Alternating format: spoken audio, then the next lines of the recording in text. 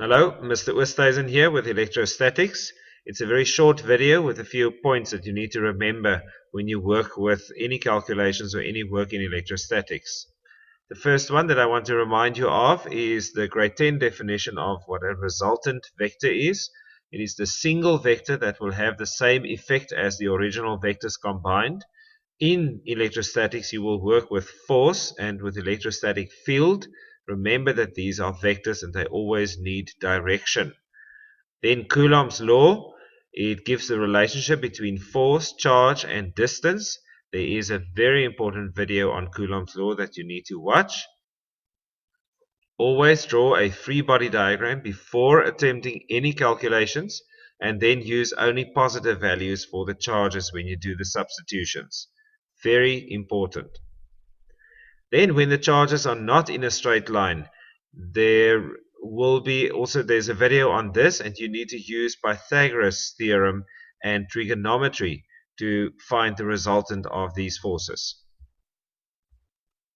Then, just to remind you of the definition of an E field, it is the region around a charged object in which another charged object will experience a force.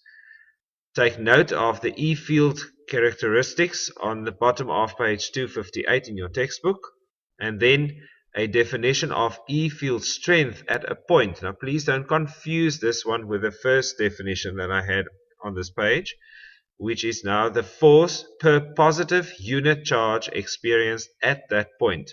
It means that a positive unit charge is placed at that point, and we are defining it by using this definition.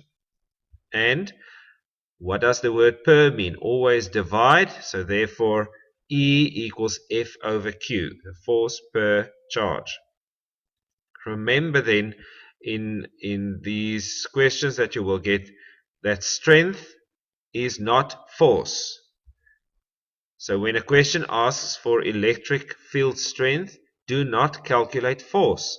Use either E equals F over Q or E equals KQ over R squared.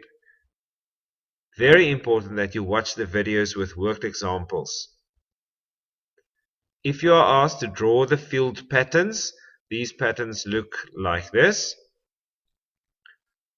Remember that the direction from a positive charge is always outwards, out of the charge, and for a negative charge it is into the charge. When it's a positive and a negative, there will be attraction, therefore the forces will join. And when there's slightly more or a stronger force on one of the charges, a stronger charge, mathematically it's a bigger number, then there will be more lines on the one sphere. Same here, but in this one it is a repulsive force.